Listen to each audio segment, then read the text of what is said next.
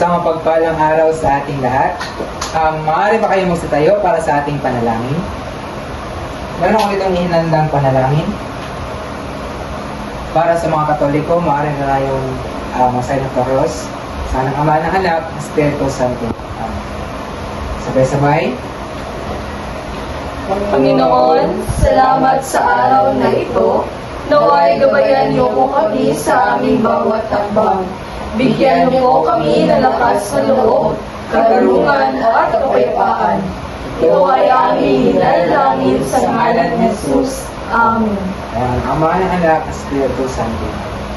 Bago kayo magsiupo, kung maaari bang pakaayos na muna ng inyong hanay ng mga tuwan at pakipulot na rin ng mga basura na makikita sa inyong paligid. Ayan. Maraming salamat. Maaari na kayong umupo. Ngayon naman, bago tayo magsimula, ay nais ko muna malaman kung sino nga ba ang lumiban sa ating klase at kung sino ang narito sa ating klase. Kaya naman, mayroon ako rito inihandang isang QR code na kung saan maaari bang i-scan nyo muna ito at i-fill up kung ano ang makikita ninyo pagkatapos nyo i-scan ang QR code nyo. Okay po, sir. Siguraduhin nyo lamang na gusto ang ilalagay ng mga na pangalan sa ating attendance sheet upang malaman ko kung sino lumiban o kaya naman sino ang narito ngayon. Okay po, sir. Tapos na po, sir. Maraming salamat. Muli, isang mapagpalang araw sa ating lahat. Ako nga pala si Roger S. Antigasa at ako ang inyong magiging guro sa araw na ito. Ngayon, bago tayo gumako sa ating forma na talakayan, ay meron muna akong nais ibigay sa inyo ng mga alituntunin.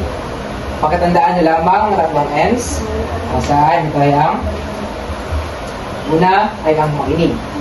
Sa buong durasyon ng ating talakayan, inaasahan ko na kayo ay makikinig sa ating tatalakayang diskusyon sa araw na ito. Pangalawa, makilahok. Sa buong durasyon rin ng ating talakayan, ay meron akong inihandang mga gawain. Inaasahan ko rin na kayo ay taos-pusong makikilahok upang maging maayos naman ang ating diskusyon at talakayan sa araw na ito. At ang panghuli ay ang matuto.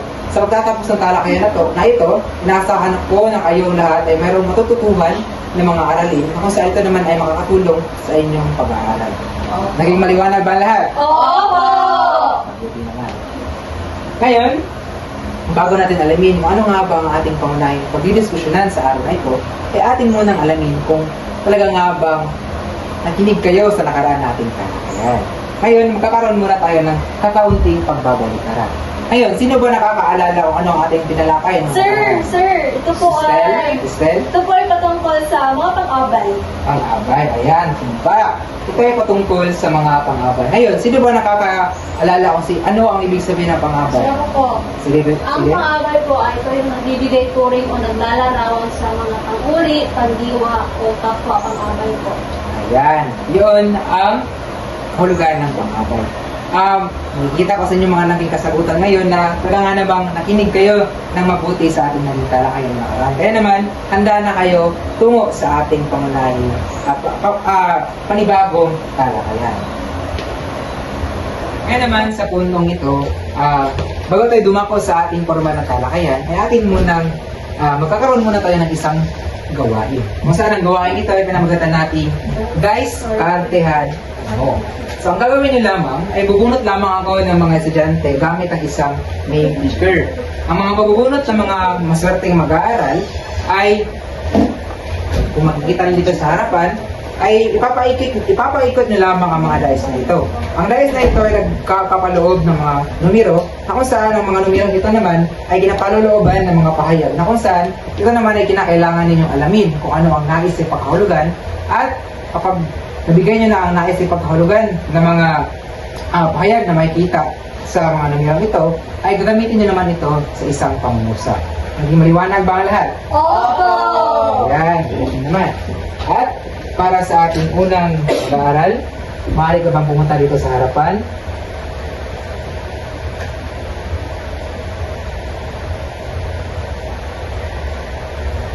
Ayan, si Kathleen. Kathleen, maaari ka na pumunta sa harapan, Kathleen?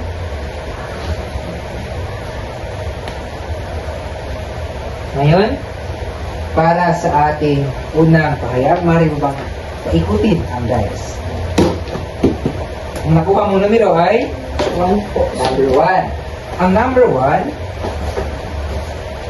Ito ay ang ayun. Maaari bang basahin sa harapan kung Hindi. ano ang nasa pahayag? Hindi lamang sa tinapay nabubuhay ang tao. Maaari mo bang gamitin yan sa isang pangungusap? Ay kahit ay sa ating pagtatyaga, kailangan ay nabubuhay tayo ay nabubuhay dito sa mundo para gawin ang mga misyon na binigay sa atin ng Panginoon. Kaya kahit wala tayong pagkain, maaari pa rin tayong mabuhay sa pananalig sa Diyos sapagkat hindi lamang sa tinapay nabubuhay ang tao. Ayan, maraming salamat, Annabel. Palapakan naman natin sa Annabel. Ngayon, para naman sa ikalawang mag-aaral, maaari ka bang pumunta dito sa harapan?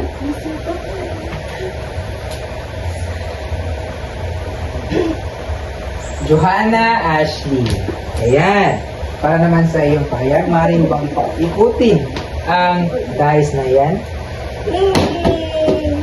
One. Ito ay ang number 2.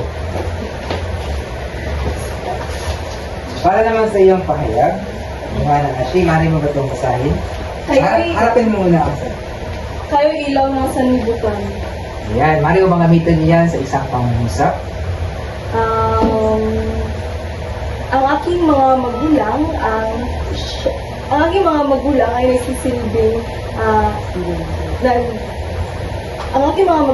nagsisilbing tumutulong sa akin, gumagabay sa akin sa pang-araw-araw at sila rin tinuturing na ilaw ng sanlibutan.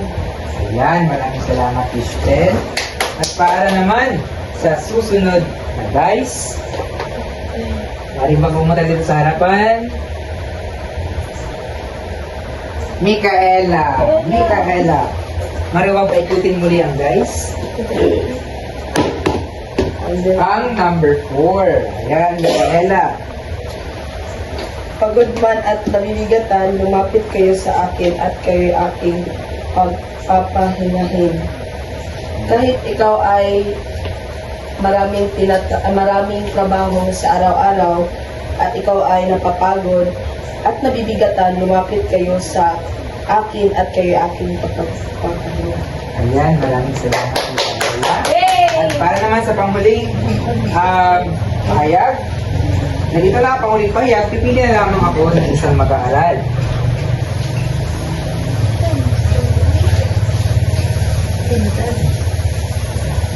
Kristen!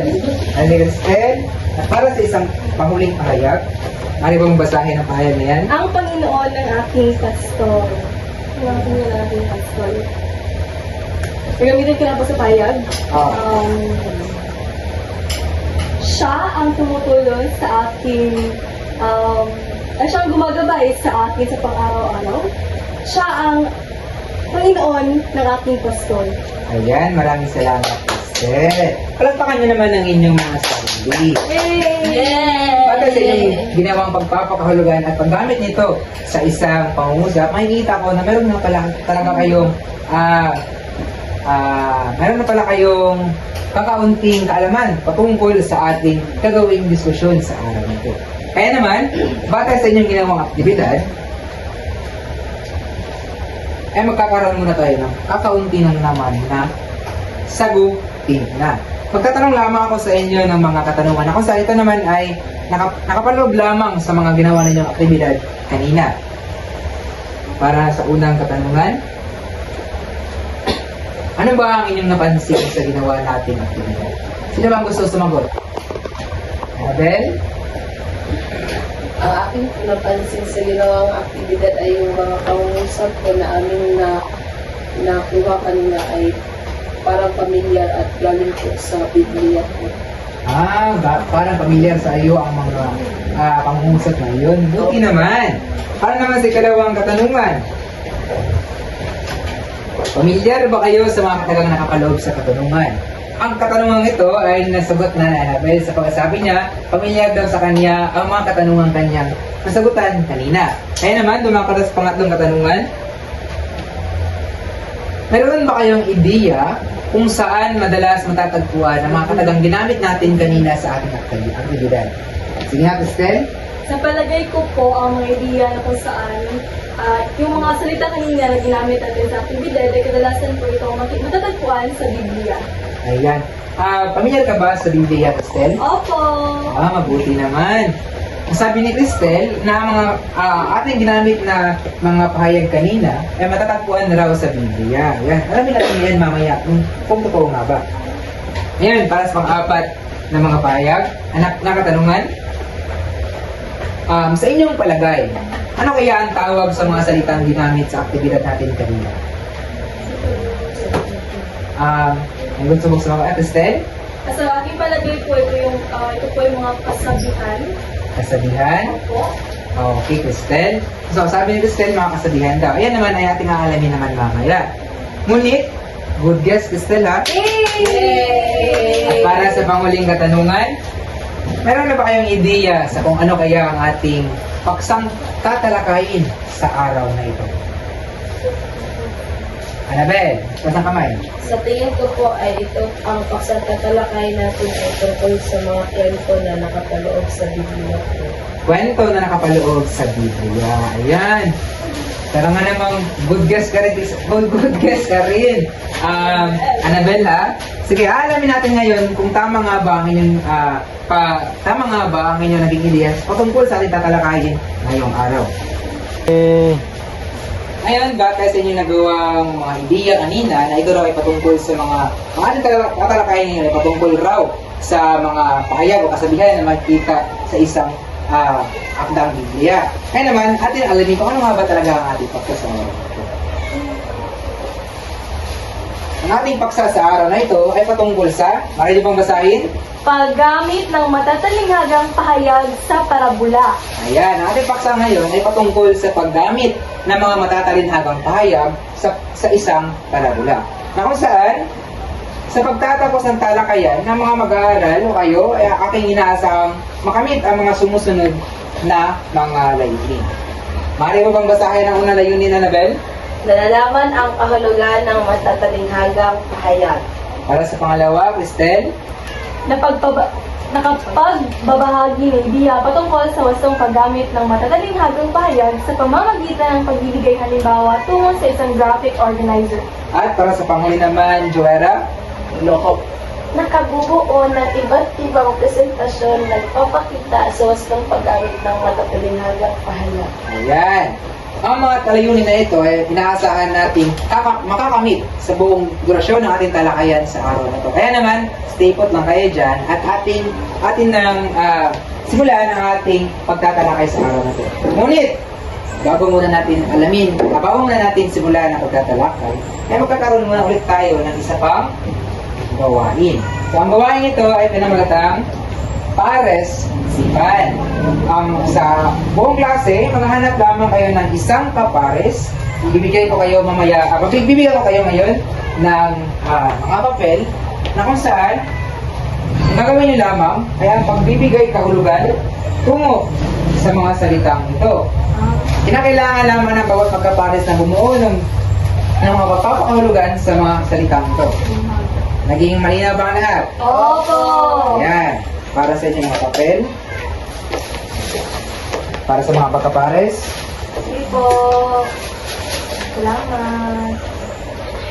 Ayan. Bibigyan ko lamang kayo ng 5 minuto para makabuo ng mga kahulugan tungo sa mga salitang ito. Handa na ba ang lahat? Opo! Okay. Mamaya, pagkatapos ninyong mabuo ang mga pagpapakahulugan sa mga salitang ito, ay ilalagak nyo lamang sa baul na ito o sa baul na yan ang inyong mga kasagutan. Naging maliwanag ba? Opo! Buti naman. Kaya, sisimulan nyo na ang inyong gawain. Nagibita. Ngayon, simulan nyo na at simulan na inyong 5 minuto. Babasagin. Madaling mabasag magulog kapag nahulog o tinamaan. Madaling mabasag mahulog kapag tinamaan. Yan. Okay. Babasagin na bitang lahat po sila na nabibitang. Nagkakaroon ng kuan. May ilit na bitang. Huwag lamang. Nabili na, nakabot na bilin. Tapos na ba ang lahat? Opo! At, ayan, tapos na rin ang inyong oras. Ilagay niyo na lang sa baul ang inyong mga naging kasagutan. Ayan. Ngayon, upang ibahagi ang inyong mga nagawang kasagutan, ay pipili naman ako ng mga maswerteng kapares ng isang maswerteng magkapares. Maaari ka ba kayo ditong pumunta sa harapan? O sino man ang kapares ni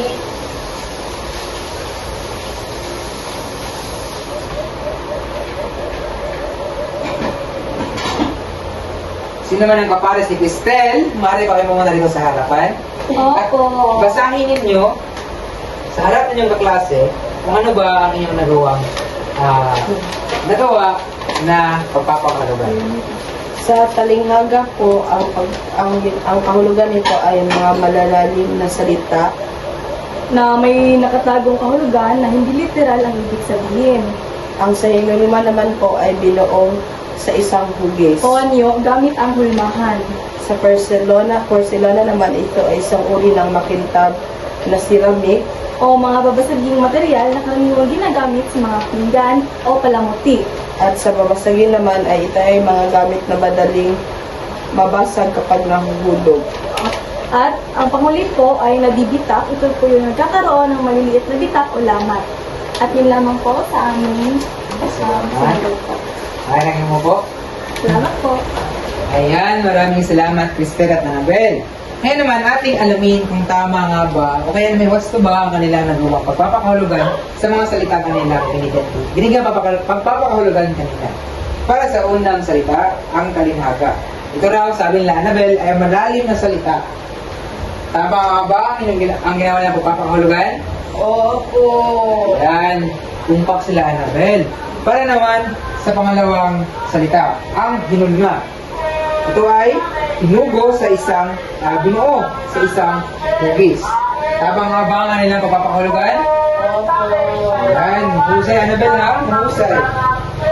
Para naman sa sunod na salita, ang porcelana. Sabi nila Annabel, ito ay uri ng makintab na ceramic o kaya naman ay nagbibitak.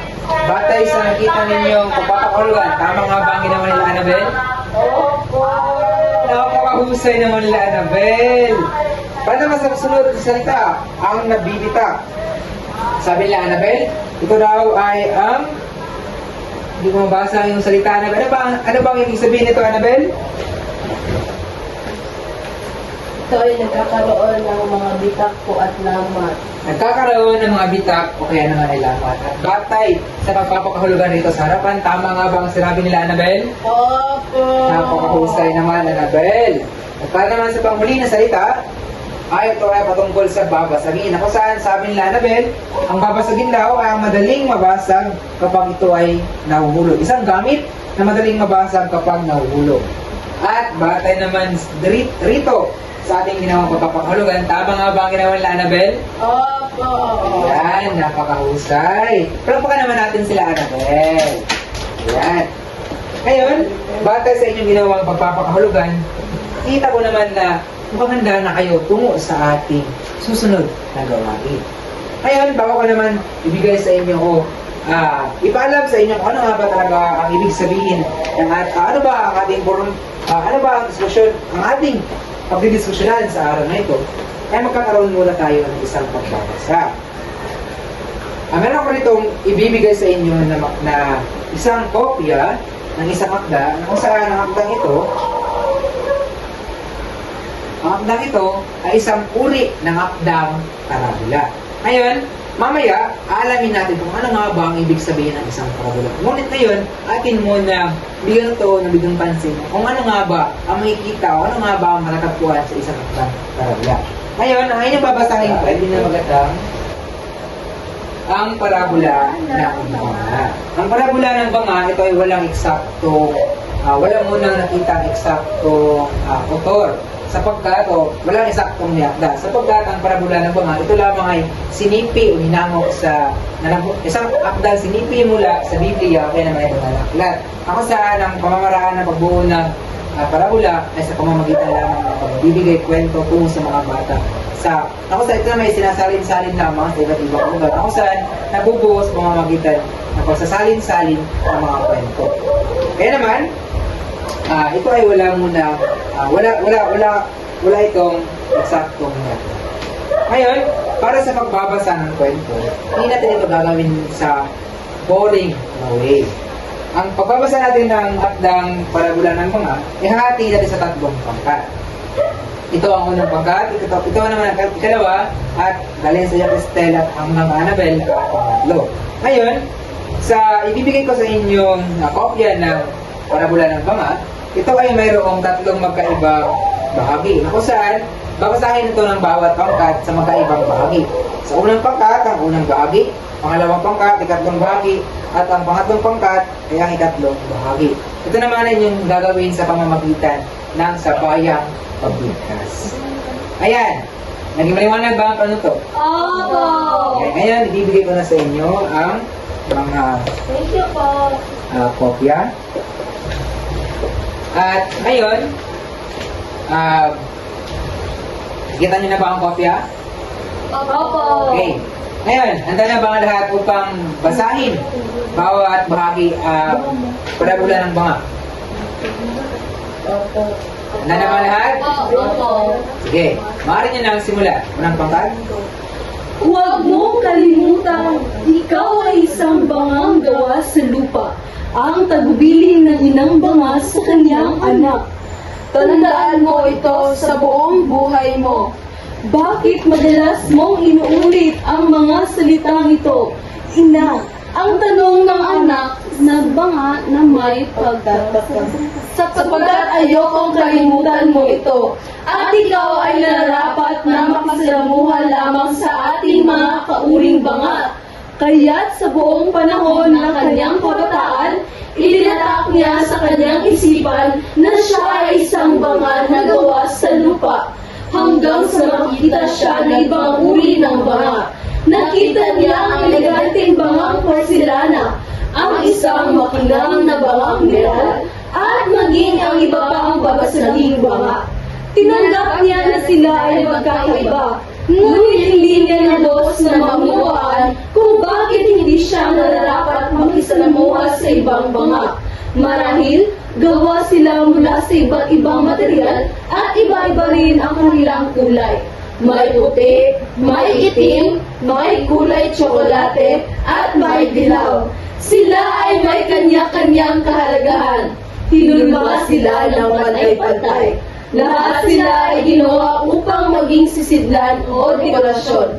Isang araw, isang napakinis na porselanang banga ang nag-imbita sa kanya na manaligo sa lawa.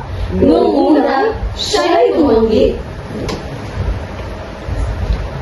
Para naman sa ikalawang bahagi, Nang maon na nais sa kanya ang paniniwalang ang lahat ng banga ay pantay-pantay. Naakit siya sa makisig na porselanang banga. Napapalamulian ito ng magagandang disenyo at makikingkad na kulay ng pintura. May palamuting itong dahon sa gilid nito. Kakaiba ang kanyang hugis at ang mukhang kagana-gana sa kanyang tingin. Bakit wala namang masama sa pagliligo sa lawa kasama ng ibang uri ng banga? Wala namang kaming gawin hindi tama. Bulong niya sa sarili. At sumunod siya sa porselanang banga at sinabing, "Oo, maniligo ako sa lawa kasama mo. Ngunit saglit lamang, nais ko lang mapreskuhan." Tayo na! Sigaw ng porselanang banga na tuwang-tuwa. at para naman sa ikahuling bahagi, Sabay silang lumundag sa lawa at nasarapan sa malamig na tubig. Nakadama sila ng kaginhawaan sa mainit na panahon ng araw na iyon. Nang sila'y lumundag sa tubig, lumikha ito ng mga alon. Ang porselanang banga ay tinangay papalapit sa kanya. Kahit hindi nila gusto, bigla silang nagbanggaan ng malakas. Isang malaking alon ang lumabas mula sa gilid ng lawa. Lumikha ito ng napakalakas na tunog. Ang porselanang banga ay nanatiling buo na parang walang nangyari. Ngunit ang bangang gawa sa lupa ay nagkalamat dahil sa malakas na banggaan nila. Habang siya ay naglita at unti-unting lumulubog sa ilalim ng tubig, naalala ng bangang lupa ang kanyang ina. Ayan, napakahusay naman ang ginawa ninyong sa bayang pagbigkas. At nakita ko sa inyo mga ekspresyon. Talaga namang napakahusay ninyo pala talaga sa pagbabasa. Napakali naman yung mga salita. Ayan. Ngayon, batay sa inyong nabasang akda, meron ako sa inyong ibibigay na mga katanungan. Ngayon, para sa unang katanungan, ano ba ang pangunahing aral na inyong matatagpuan sa binasa ninyong parabula? At nakikita ko sa mukha ni Zyla na talaga namang sabik na sabik siya sumagot. Zyla, maaari mo bang sagutin ang ating katanungan? Ang pangunahing aral po ay dapat po na hindi dapat magselos dahil po hindi po ikaw yung nakakabuti. Zyla, kita ko naman kanina na talaga namang bumasa ka ng malakas, no? Ngunit napansin ko na hindi mo masyadong naintindihan ang inyong binasa. Ngunit maayos lamang yan. Batay sa binasa ninyong akda, ang pangunahing aral na matatagpuan sa parabula ng banga, ito ay patungkol sa pagsunod Sa utak. Yun, ayan. Sabi na nalago. Ang pagsunod sa utos ng ating mga magulang. Di ba? Meron tayong kasabihan na mothers Knows best! Ayan. Para naman sa ikalawang katanungan. Sino ba sa inyo na makapagbibigay na maaari niyo bang ibigay ang inyong sariling opinion patungkol sa nais ipahatid na pahayag na ikaw ay nararapat lamang na makisalamuha sa ating mga kauring banga? Ano ba ang inyong maaaring opinion o na maging hulugan? Inyong magiging intuition patungkol sa pahayag na yan? Nakita ko si Kim na taas ng kamay. Kim, maaari ka bang tumayo? Pinapahiwatig po ng pahayag na kahit anong uri ng inyong, kahit anong uri ng mga dapat ay kung sino lamang ang iyong kauri ay yun lamang ang Tumatawa si Kim. Kaya namang siyahin bata ito, no? So, batay sa pahayag na ito. Ay, may sagot sa Annabelle. Maaari ka bang tumayo, Annabelle? Maraming salamat, Kim, sa pagbabahagi ng iyong kaalaman. Sa aking tingin ko ang opinion ko batay po sa ikaw ay nararapat na makisalamuha sa ating mga kaulimangaan. Sapagkat sa lipunan po ngayon, hindi po natin, kahit ay maaari tayong maka-experience ng discrimination po galing sa iba. Kaya dinabuti ng kanyang ina na sabihin sa kanya na sa kanyang mga kauling mga na lamang po siya makisalamuha ng sa gayon ay makaiwas po siya sa paghuhusga po ng iba. Ayan, love it, Annabelle. Yan ay real world na mga pangyayari. Napakahusay naman, Annabelle. Tama sa Annabelle, ha? Batay kasi sa binasa na yung akda kanina, ang inang banga ay nais na lamang na ang nakakabuti sa kanyang anak. Kaya naman, sinabi niya ito tungo sa kanyang anak. At para naman sa kahuling katanungan, bilang isang anak at mag-aaral, sa inyong palagay, wasto ba ang ginawang tugon ng anak na banga tungo sa tagubilin ng kanyang inang banga? Sino ba ang gusto sumagot? Nakita ko sa baba ni Estel na gusto mong sumagot, ha? Sige, maaari ka man tumayo. So, para po sa akin po, sa palagay ko, hindi po wasto ang ginawa niyang tugon sapagkat sumuway po siya sa tagubilin ng kanyang inyong banga. Kaya't napahamak po siya. Ayan, nakita ko sa inyong mga kasagutan na talagang namang naintindihan niyo ng lubos ang inyong binasang akda kanina. Ayan, lapakan niyo naman inyong mga sarili. At dahil dyan, tapos yun ang nalaman kung ano nga ba ang mga anong uri nga ba ng akda itong isang akda ng parabula? At kung paano nga ba ito nagbibigay pagpapakahulugan tungo sa pagbibigay pahayag sa akdang ito. Ngayon naman, upang simulan natin formal na diskusyon, ay nais ko muna ibahagi sa inyo kung ano nga ba talaga ang ating di ba nasabi ko kanina, ang ating tatalakayin ay patungkol sa parabola, mga matatalinhagang pahayag na makikita sa Biblia. Kaya naman, alamin muna natin, ano nga ba ito parabola? Kapag sinabi nating parabola, ito ay isang salita na nagmula sa Grego na parabole, na kung saan ito naman ay nagsasaad ng dalawang bagay. Maaaring ito ay maging tao, hayop, puok, o kaya naman yung mga pangyayari na kung saan ang dalawang magkaibang bagay na ito ay ipinaghahambing. Ang parabola rin, kaya na sinabi ko kanina noong una, na ito ay ang mga makatotohanang mga pangyayari na kung saan ang mga pangyayaring sinasaad sa parabola ay makikita naman sa kapanahunan ni Jesus na kung saan ang mga kapanahunan ito ay matatagpuan sa Biblia o banal na aklat. Di ba? Sino nga rito yung sino nga ba rito ang pamilyar sa Biblia? Kami po. Okay naman. Ang parabola rin, hindi lamang ito lumilinang sa mabuting asal na dapat nakaglayin ng mga bumabasa nito, kundi ito rin ay humuhubog sa moral at spiritual na pagkatao sapagkat yung mga sipi galing sa Biblia o na aklat. At hindi lamang ito nais magkapagbigay aral, kundi nais na nitong pukawin ang spiritual mo na damdamin upang may bahagi ang nais mong ipahayag sa iba. At kung inyo mapapansin kanina sa inyong ginawang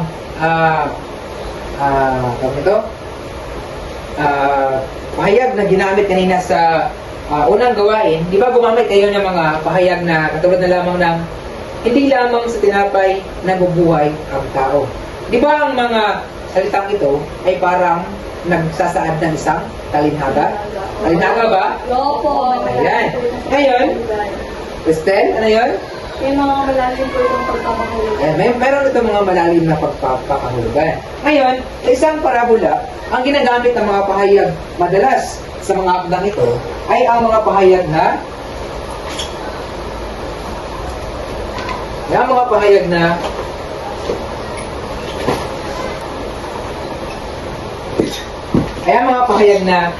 matatalinhaga. So, ano nga ba itong mga matatalinhagang pahayag?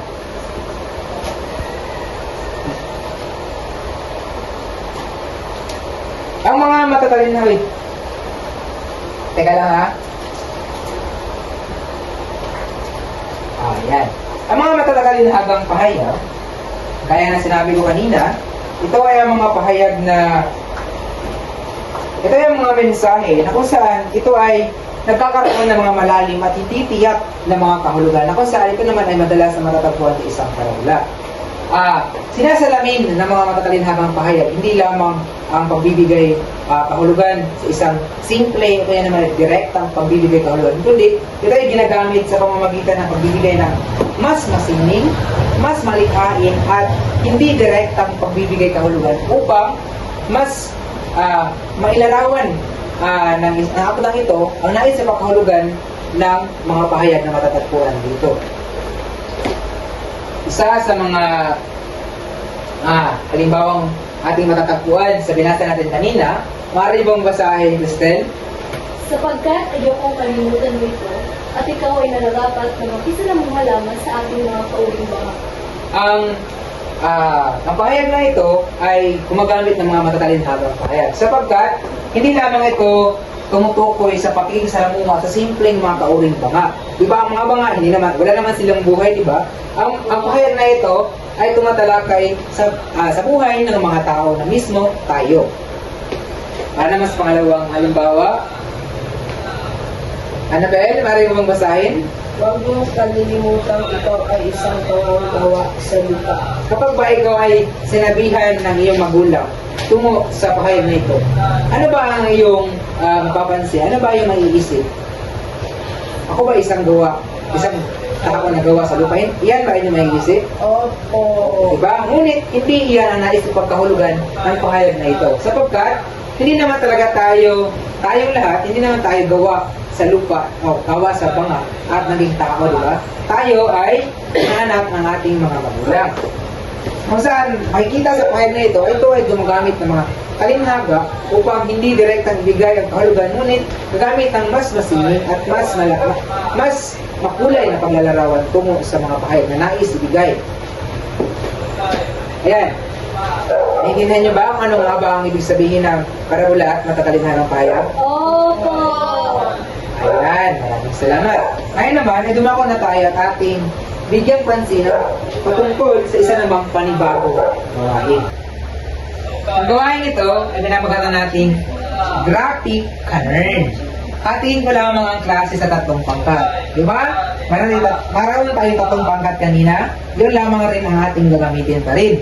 Ngayon naman, gamit ang mga graphic organizer na aking inihanda rito, ang gagawin niyo lamang ay bumuo lamang kayo ng 4 na pangungusap na kung saan ito naman ang mga pahayag na nagpapahiwatig sa paggamit ng mga matatalinhagang pahayag. Ngayon, pagkatapos nyo mabuo, pagkatapos nyo makapaglagay ng 4 ng mga matatalinhagang pahayag, ay pipili lamang kayo ng isang kinatawan bawat grupo upang ibahagi kung ano nga ba ang nais ibahagi ng mga matatalinhagang pahayag na inyong mabuo. Naging maliwanag ba? Opo! Joella, nakikita ko sa inyong mata. Meron ka bang nais itanong? Wala po. Mabuti naman. Ngayon, bibigyan ko lamang kayo ng 5 minuto upang buuhin ang makabuo ng mga matatalinhagang pahayag. Handa na po! Okay na ba? Handa na ba lahat? Anapel! Opo! Buti! Ngayon, mali kayo pumunta sa harapan. Ano yung mga kinatawan? Tatlong kinatawan. Ayan. Bibigay ko lamang kayo ng 5 minuto lamang upang buuhin ang mga matatalinhagang pahayag. Pare ko Iwanag ba? humingi ng pen. Bibigyan tayo. Bibigyan ko kayo. Mayroon muna kayo magsiupo. At ngayon, ang 5 minuto ay magsisimula na. Sir, may ko kami ng pen po.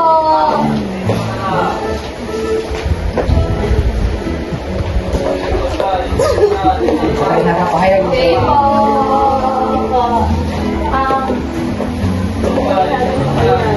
Dana ba ang lahat? Opo. Limang segundo. Dana? Opo. Mabuti naman.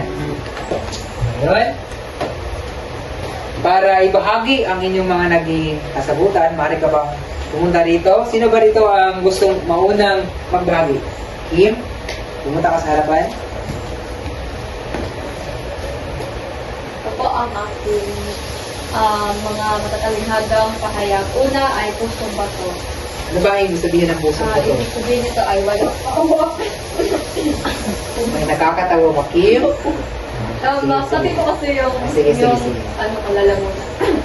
Pangalawa ay makati ang dila. Ang ibig sabihin ko nito ay madaldal. Ang itim na tupa ay naiiba o pasaway sa isang grupo pamilya. At ang pangapat po ay may bukas ng pinto. Yung pinto po ay pagtanggap po. Ayan. Rapakan naman natin si Kim. Napakahusay Kim. Ikita ko sa inyo mga ginawa no, na magaling ka Kim. Magaling. Sunod naman. Po. Boy, si Cristel. Parang gusto mo ng sunod. Yes!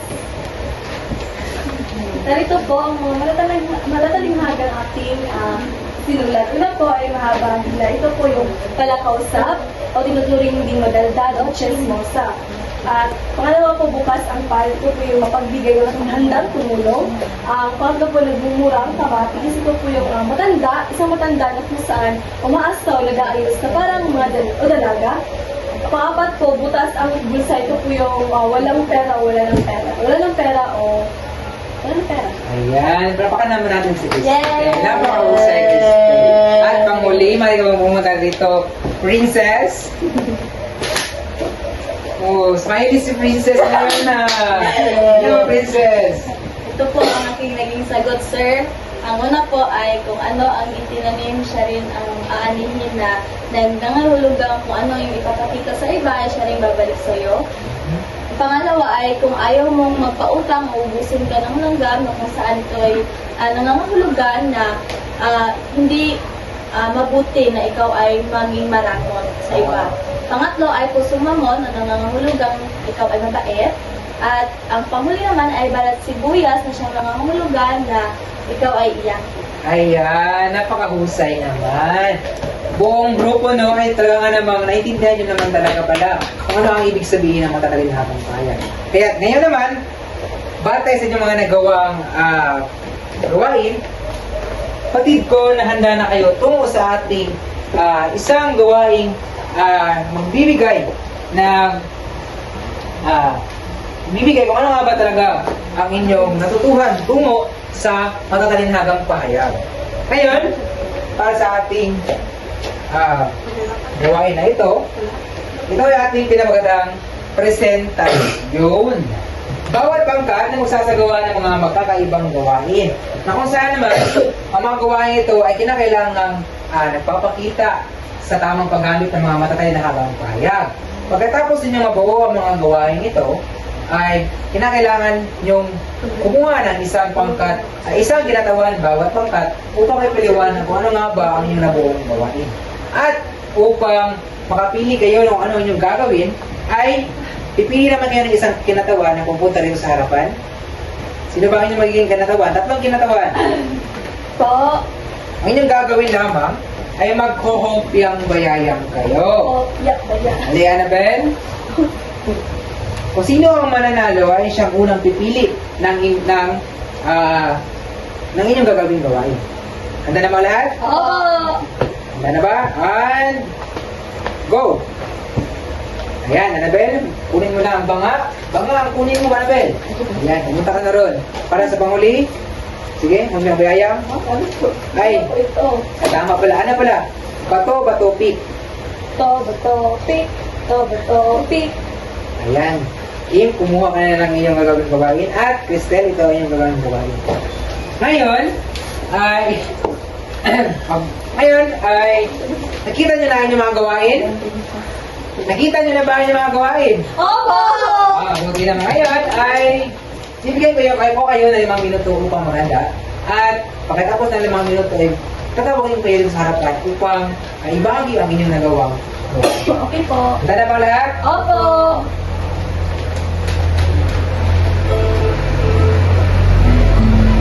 Ayan, tapos na ba ang lahat? Opo! Sige, ngayon, sino ba ang unang natapos ngayon? Kami po, ikalawang pangkat Dalawang po. pangkat. Ngayon, upang simulan ang inyong presentasyon, ay pumunta na kayo dito sa harapan. Salamat po. Ayan. Sa amin pong nabunot kanina nakuhang banga, kami po ay nakakuha ng sabayang pagbigkas. Ito po yung nagpapaliwanag sa kalagahan ng Panginoon ng Diyos na gumawa po kami ng isang maikling salaysay. Kaya namin ginawa po ay sa bawat umaga, bago pa man sumikat ang araw, ang Diyos ang ilaw ng aming tahanan. Siya ang gabay sa aming bawat hakbang. Kapag dumaraan kami sa unos ng buhay, hindi kami natitinag, sapagkat alam namin hawak niya ang manibela ng aming paglalakbay. May mga panahong butas ang aming bulsa at kulang ang aming hapag, ngunit kailanman hindi kami pinabayaan ng may kapal. Sa kanyang biyaya, natutunan namin magsuklay ng liwanag sa gitna ng dilim, ang magpasalamat kahit sa maliit na biyayang dumarating. Sa bawat pagsubok, ang aming pagkakaisa, ang aming sandata, bukas ang aming palad sa pagtutulungan, at matatag ang aming puso sa pananampalataya. Sapagkat alam namin kung kasama ang Diyos, walang bundok na di kayang sakitin, at walang bagyong di kayang lampasan. Ang Panginoon ang aming sandigan sa oras ng unos at ilaw sa madilim na daan. Sa Kanya namin natutunan ang tunay na kahalagahan ng pagmamahal, pagtyaga at pagkakaisa. Kaya sabay-sabay namin bibigkasin ang pamilya ng may Diyos sa puso ay tahanan kailanman di magigiba.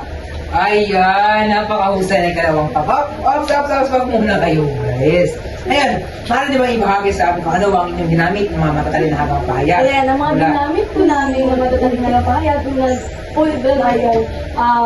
yung hawak niyang manibela ng aming paglalakbay, butas ng aming bulsa, magsuklay ng liwanag sa gitna ng dilim, bukas ang aming palad, matatag ang aming puso, walang bundok na di kayong akyatin, at walang bagyong di kayong lukusin. Ay. Akin na din ang sandigan sa oras ng unos at ilaw sa madilim na daan. Ayan, napakarami pala yung ginamit ng mga matatalinhalang tayo. Yes, po. Ayan, napakahusay. Maaari na kayong umubo. Yay! Batay sa ginawa ninyong sa may mabigas na nakita ko na talaga namang naintindihan nyo na talaga ano ang mga gamit ng matatalinhalang tayo.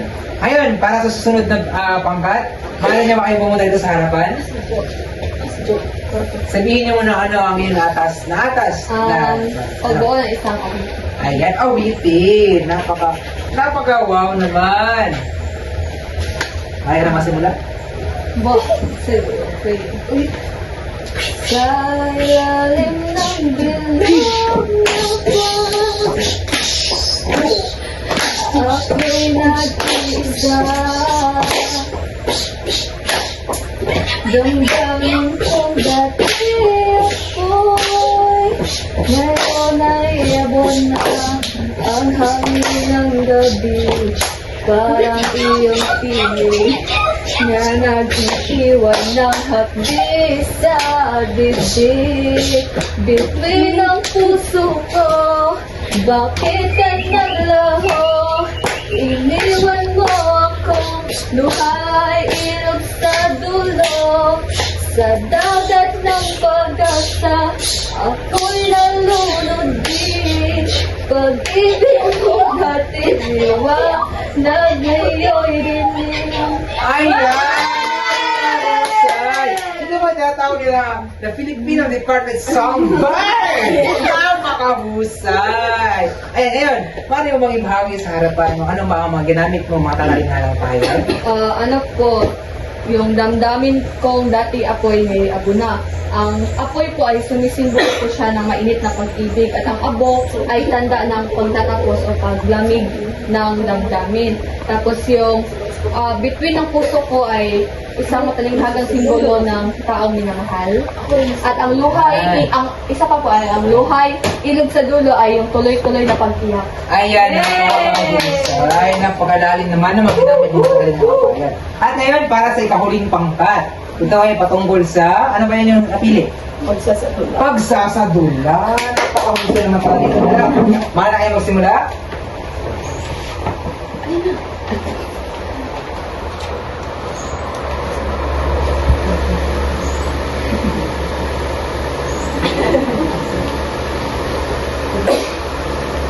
Jolly ka na! Slow-mo. Meron ako sasabihin sa'yo, Jo. Matagal ko na itong gustong aminin sa'yo. Ikaw ang tinitibok ng puso ko. Sa tuwing nakikita kita, tumitigil ang tibok ng puso ko. Susukitin mo ang bituin para lang makahiling na sana'y maging akin yung sunod damdamin. Itaga mo sa bato, mahal kita, I love you. May ibibigay ako sa'yo. Hala! Bulaga for you. Napakahusay naman ang pangkat na ito. Huwag muna kayo umalis. Malaconcio Pilato at Goddess of Love naman na yung ginawa na pagsasadula. Ayun, ano ba yung ginamit ng mga matatalinhalang pahayag sa pagsasadula ninyo? Ano po, yung tumitibok, ay tumitigil ang tibok ng puso ko na kung saan ito ay nangangahulugang. Kinikilig ako pag nakikita ko siya. Tapos, susukitin ang bituin na kung saan ito nangangahulugan na gagawin ko ang lahat para sa kanya.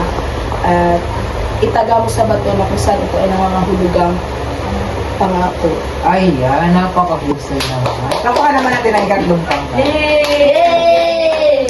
Ngayon, natapos nila ang ating gawain. At makikita ko naman sa inyong mga mukha at inyong mga ginawang pagsasadula, pagkanta, at pagsasabay, pagbigkas na naiintindihan nyo na nga ba, naiintindihan nyo na nga talaga ng husto. Kung ano nga ba, paano nga ba gamitin ng husto ng matatalinhagang pahayag sa isang salita. Ngayon, batay sa ginawa ng mga gawain kanina, ay masasabi ko na ngayon na mukhang handa naman kayo pala sa susunod natin na nagawain. Ako sa ito ay ang pagsusulit. Ngunit, bago muna tayo dumako sa ating pagsusulit ay magtatanong lang muna ako sa inyo ng kakaunting mga katanungan. Ngayon, para sa unang katanungan, ano nga ba ang matatalinhagang pahayag? Kim, maaari ka mga sumagot? Ang matatalinhagang pahayag po ay mga pahayag na may malalim na kahulugan. Ayan, malalim na kahulugan at hindi direktang pagpapakahulugan tungo sa isang pahayag. Ngayon naman, para sa ikalawang katanungan, bakit nga ba mahalaga ang papel na ginagampanan ng matatalinhagang pahayag sa isang akdang parabola? Kristen, ano ba ang iyong nasasabi sa katanungan ito? Bakit mahalaga po ang gampanin ng mga matatalingang pahayag sa isang yung parabola upang maipahayag niya sa upang maipahayag ito sa masisiling na paraan. Ayan, upang mas mapahayag pa ng isang akdang parabola, ang nais ito ipagpakahulugan sa isang mas masining at mas makulay na pamamaraan. Ayan, napakahusay. Para naman sa pangatlong katanungan, sa binasa ninyo kaninang parabola ng banga, mabilis nyo bang nahagilap ang mga pahayag na matatalinhaga? At kung mabilis, paano naman ito? Palawakin ang inyong sagot. Annabel? Mabilis po sapagkat makikita mo agad ng mga matatalinhagang salita sapagkat sobrang lalim po nito at kailangan mo po talaga itong intindihin ng mabuti o kung kaya ay intindihin mo yung konteksto ng pahayag nang sa gayon ay maintindihan mo po kung ano yung ibig sabihin ng matatalinhagang salita na nasa parabola po. Ayan, tumpa ang sinabi mo, Annabel. Sa parabola ng banga, madali lamang mahagilap ang mga matatalinhagang salita sapagkat ito ay matatagpuan sa pamamagitan ng pagbabasa lamang na hindi ito direkta nagbibigay ng kahulugan sapagkat ginagamitan nito ng mga makulay, ng mga pahayag o kaya naman ay masining na mga pagpapahayag. Sunod na katanungan naman, kung ikaw ang batang banga na nagmula kanina sa parabola ng banga, na susundin mo ba ang pahintulot ng iyong inang banga na makisalamuha lamang sa mga kauri ninyong banga na gawa sa lupa? Pagtibayan ang inyong kasagutan. Annabel? Ano po, siguro, depende po sa sitwasyon sapagkat hindi naman sa lahat ng panahon ay maaaring maging tama yung sasabihin ng iyong ina. Nakadepende pa din yung choice sa iyo kung ano yung susundin mo. Pero kung alam mo naman yung tama at mali, bagamat pwede ka makisalamuha sa mga hindi mo kauri na banga, kung ako ay magiging banga, bagamat dapat alam ko kung ano yung magiging limitasyon ko nang sa gayon ay maiwasan ko yung nangyari sa batang banga na nasa parabola ko. Ayan, napakahusay. Maraming salamat. Para naman sa ikahuling katanungan, sa panahon ngayon, masasabi mo pa ba na mahalaga at may katuturan pa rin ang paggamit ng mga matatalinhagang pahayag sa isang akda o anumang akda? Kim, meron ka bang ideya? Mari mong basahin ang katanungan? Sa panahon ngayon, masasabi mo ba na mahalaga at may katuturan pa rin ang paggamit ng mga matatalinhagang pahayag sa isang akda? Sa iyong palagay? Sa akin ay opo. Sa pamamagitan ng matatalinhagang pahayag ko ay nagiging mas masining yung mga pahayag sa akda ko. Mas nagbibigay po ito ng interest sa mga mababasa. Ayan, mabuti naman. Sa panahon natin ngayon, meron pa rin katuturan ng paggamit ng mga matatalinhagang pahayag tungo sa alinbang akda. Sapagkat, alam na natin sa panahon na ito na mas maigi ang pagbibigay kahulugan sa isang pahayag kapag tayo ay gumagamit ng mas masining at mas makulay ng mga pagpapahayag. Ngayon, batid nyo ba ang mga usturang ito? Ito ay tinatawag nating mga banga or vase. Ngayon, ano ba ang gagamitan ng banga? Sa anong pamamaraan ba ginagamit ang mga banga? Sa inyong palagay, ano ba ang gagamitan ng banga dito sa ating lipunan? Cristel? Nilalagyan ng mga tubig. Ayan, lalagyan ng mga tubig, maaari bang lalagyan rin ito ng mga halaman, di ba? Mga vase. Ngayon, sa kanlurang bahagi ng Mindanao, particular sa Maguindanao, ang mga vase ay hindi lamang simpleng dekorasyon, hindi lamang simpleng kagamitan na nilalagyan ng mga halaman, nilalagyan ng mga tubig, kundi ang mga vase ay nilalagyan nila ng kanilang mga ashes. Pamilyar ba kayo sa mga ashes o mga abo na kanilang mga yumaong minamahal sa buhay? Ang mga ay isang banal na kagamitan tungo sa mga kanuraning mamamayan sa Maguindanao sapagkat ito ay maaari nilang lagyan ng kanilang ashes o mga abo na kanilang mga yumao na mga minamahal sa buhay. Ayan. Ngayon naman, batay sa inyong mga naging kasagutan sa aking katanungan, makikita ko na mukhang handa na nga kayo tungo sa ating pagsusulit. Ngayon naman, para sa ating pagtataya, ay meron lamang ako ritong inihandang isang QR code na kung saan kinakailangan nyo lamang itong i-scan at sagutan ang mga katanungan matatagpuan na dito. Piliin nyo ng mabuti ang tamang sagot at basahin din ng mabuti ang mga pangungusap. Naintindihan mo na lahat? Oo. Yan. Ngayon, maaari nyo lang i-scan ang ating QR code dito sa harapan. Yan. Tapos na ba ang lahat? Opo. Nasagutan na ba ang lahat? Opo. Maayos. Mamaya, check ko ito sa pagkatapos ng ating klase at sasabihin ko lamang sa inyo mamaya ang inyong mga naging scores. Ngayon naman, bago tayo tumako at bigyan ko kayo ng talagang aralin, ay atin munang alamin ang ating nga bang nakamit ang ating mga layunin sa araw na ito. Ngayon, sa pagtatapos ng ating talakayan, nalalaman nyo na ba kung ano ang kahulugan ng matatalinhabang pahayag? Opo. Ayan. Para sa pangalawang layunin, nakapagbahagi ba kayo ng mga ideya ninyo kanina patungkol sa wastong paggamit ng matalinhagang pahayag sa pamamagitan ng pagbibigay halimbawa tungo sa isang graphic organizer? Opo. At para sa panghuli, nakabubuo ba kayo ng iba't ibang presentasyon na nagpapakita sa wastong paggamit ng matalinhagang pahayag? Opo. At kung gayon, naging matagumpay ang ating diskusyon sa araw na ito. Mabuti naman. At ngayon naman, upang hindi pa maputol ang inyong kaalamang dala-dala, ay magkakaroon muna tayo ng isang takdang aralin. Bibigyan ko kayo ng takdang aralin. Ang takdang aralin na to, ang gagawin niyo lamang ay ang bumuo ng mga kataga na gumagamit ng mga matatalinhabang pahayag. Gamitin ninyo ang mga katagang ito sa isang pangungusap. Ipaliwanag nyo rin kung ano ang nais itong ipahiwati. 5 pahayag lamang ang inyong kinakailangang buuhin at isusumitin niyo ito sa susunod na pagkakita. Ano ang inyong paglalagyan? Maaari lamang itong ibigay sa isang bond paper, maaari din sa isang yellow pad, o kaya naman ang isang kahit anong papel na maaari niyong sulatan. Narito rin pala ang ating